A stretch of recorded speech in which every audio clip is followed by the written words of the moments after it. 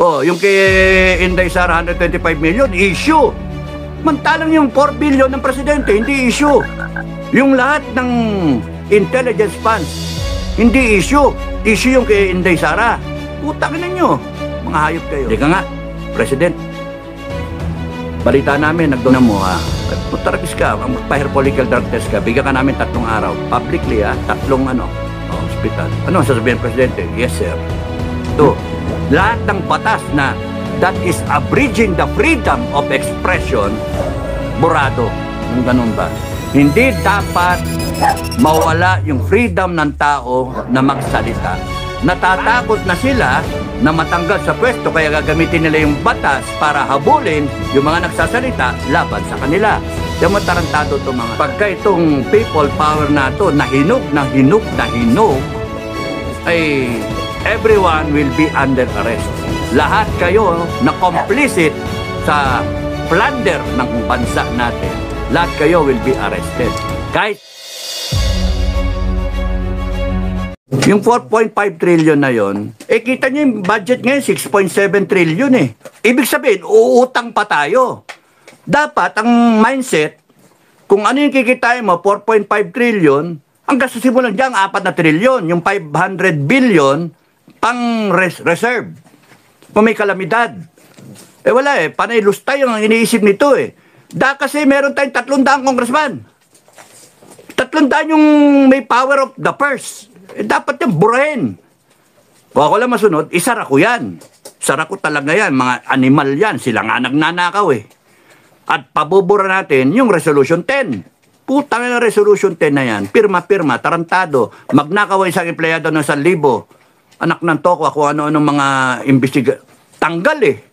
Oh, yung kay Inday Sara 125 million, issue. Mantalang yung 4 billion ng presidente, hindi issue. Yung lahat ng intelligence funds, hindi issue. Issue yung kay Inday Sara. Putang ina nyo. Mga hayop kayo. Sorry mura na naman ako. Patawarin ako. Dapat yan, isa lang hahawak ng intelligence fund. Isa lang. Isang agency. Yung sinasabi ko na National Intelligence Security Department. Yung NICA becomes a National Intelligence Security Department. Sila ang mag-control ng lahat ng confidential intelligence fund. Now, presidente ka, kailangan mo i-justify mo doon sa walang favor-favor. Meron tayong Council of Elders na pag kami dyan, patawag kayo, sasantihin kayo. Kaya nga mahalaga yung Council of Elders natin. Or the Council of Elders, parang matatanda na, People's Council, parang ganon, para at any point in time, 24/7, we are very much represented. I can be represented by my church, by my religious affiliation, or I might be represented by my profession, by my educational background, basta, o kaya doon ako sa seniors na represented. So, hindi baling may redundancy. What is important doon sa People's Council o yung Council of Elders na gusto kong ma-implement natin as amendment number 1 sa Constitution natin, in place natin yan so that any wrongdoing, any katiting na corruption, this council matitrigger, they will have a meeting and then they have the power because we have the power, they represent us, they can act above the Supreme Court, above Congress, above the legislation, the executive, because they represent the people. At any point, maglalagay tayo, sa akin, maglagay lang tayo ng trigger mechanism when sila magkikita at sino ang bibiktimahin nila. Halika nga, President, balita namin, nagdodroga ka, tangina mo putaragis ka, magpa-hair follicle drug test ka, bigyan ka namin 3 araw. Publicly 3 hospital. Ano sasabihin ng Presidente? Yes, sir. Hindi yung kagaya ngayon sinasabi ng Presidente ni Bongbong, no, why would I do that? Di ba? Salag-salag siya. Ito, People's Council na nagsasabi. Because we allowed it in our Constitution na meron tayong People's Council. Kung wala ka nang aasahan na presidente, wala kang aasahan na agencies, wala kang aasahan congressman, senado at korte kasi binaboy na nabayaran na lahat. Eh bakit di ko isipin na nabayaran? Yung korte hanggang ngayon 2025 budget eh. Kita nyo, pagka nagrevolusyon ng taong bayan, isang bagsak yan. Declare lang natin na yung 2025 budget. Yung 2025 budget is illegal and everyone who signed that and made it to happen, you are all accountable. Putang nyo, bayaran nyo lahat yan. Tapos. Kung hindi, bibitayin namin kayo. Lahat ng asset nyo, kukunin ng gobyerno, ng taong bayan. Tapos, ito please, yung budget. Ano na nangyari? Wala talaga Nag-fail lahat Nag-fail lahat. So, kung meron tayong Council of Elders na, kaya People's Council, you call it what you want, transition government, you call it what you want, basta nandun yan in place. The concept is, the people is represented 24/7. And it will be triggered, the meeting will be, I don't care kung 50 tao yan, 30 tao, 50 tao. Ilan na ba yung church leaders natin? Na 120 million Filipinos, ilan yung Muslim? Ilan yung Katoliko? Ilan yung Protestante? Ilan yung yun ganun ba? Yun, first layer. So everyone is represented already, prorated. Kung ano yung population? Kasama dyan yung mga Muslim leaders, kasama dyan yung mga religious leaders. Because they can decide for the people. They can put their foot down. Ano yung sinasabi sa Constitution na separation of church and the state? In managing. Pero yung representation ng tao, this is better than Congress. But we will still have our Congress. Pero diminish na yung number. 18 na lang. 18 lang ba yung region? 18 regions. 18 regions, car, arm. Bawat isa may congressman.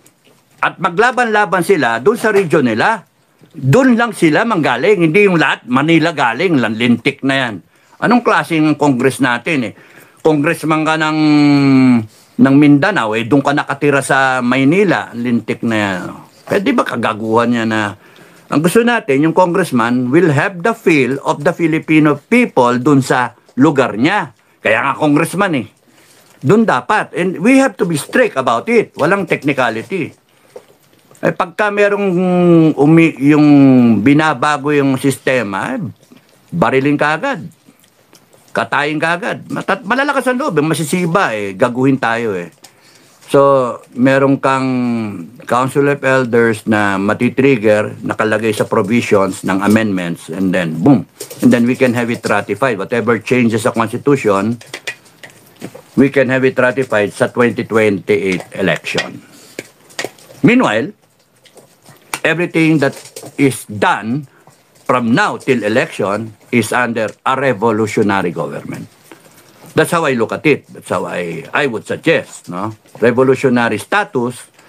So, lahat ng batas na in conflict sa Constitution, burado. Lahat ng batas na that is abridging the freedom of expression, burado. Nung ganun ba? Hindi dapat mawala yung freedom ng tao na magsalita ayon sa pananaw niya.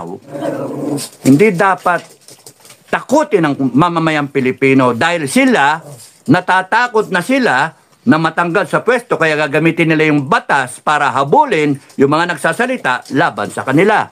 Kaya mo tarantado to mga to sa gobyerno. Hindi ko kayo mag-alala. Yung gawin nyo pa yung ginagawa nyo, lalo nyo pinupuno yung taong bayan. And they will not forgive you. Sa totoo lang, mag-abot-abot kayo. Abutan kayo sa airport niyan ng kahit sino. Kahit janitor doon, pukpukin kayo. Kasi when things go sour, pagka itong people power na to, nahinog,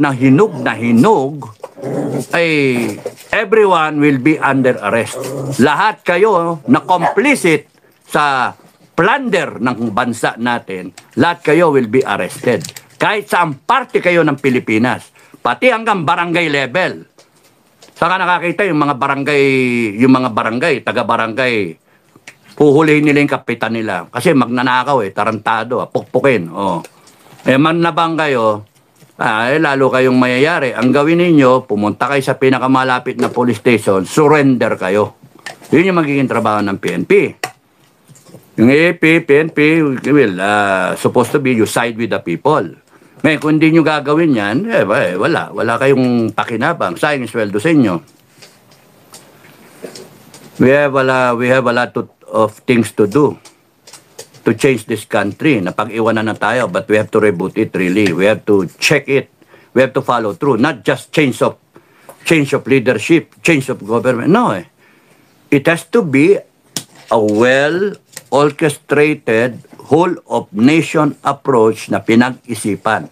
Fit, focus, fairness, financial mechanism. We have to make it work. Hindi yung magsasalita ka ng ganyan, tapos nun, hindi mo naman kayang pondohan. Yun yung ginagawa ng ano natin, Congress natin, tsaka Senate. Daming gustong gawin, hindi naman kaya. Babanatan nila na AP, modernization. Nakailang horizon na tayo. Wala naman pera. Paano ka kukuha ng submarine? Wala naman pera. Paano kukuha ng mga fighter jet? Wala naman pera. Paano gagawa ng Iron Dome? Wala naman pera. Ang inuna nila, ayuda. Di ba gago? Tapos ngayon yung AFP mangungutang. Para lang maging credible yung defense. Utang yan ang utang Wala talaga mangyari. Dapat pera na allocated, budgeted. Dapat ang mambabatas, who has the power of the purse, dapat malawak ang pananaw. Naintindihan. Dapat yung mga umuupong mga general, hindi yes man. Kasi natatakot silang kalabanin itong mga hinayupak na itong mga nasa posisyon dahil sa commission of appointment. Tatandaan yung mga pangalan nyo, pagdating nyo ng 2-star to 3-star, 3-star to 4-star, patay ka. Wala ka, hindi ka na ma-promote. Karirang hinahabol. Kaya nga, mali yung commission of appointment. Tanggalin natin. Isang ganun lang, tanggal yan, kita nyo. Wala nang ano. And every promotion will be through merit. Merit point system. So, yung within the organization, whatever is the organization, yung human resource, yung personnel, will see to it that everyone has the equal opportunity to grow in the organization. The J1, G1 o 11, kung sino man, kay private company, kay government institution, should have a perfect knowledge of everyone in the organization. Yun yung tama na mindset ng human resource ng mga bosses. Pagka human resource ka sa government institution na wala kang alam, bobo ka, kasi nilagay ka dahil sa palakasan nga, may utang na loob, wala talaga mangyayari talaga. Kaya, we are a fucked up country. Ang daming sakit sa ulo. Ngayon, yung mga nag-aspire na after this people power na magkaroon kayo ng pwesto, good luck sa inyo.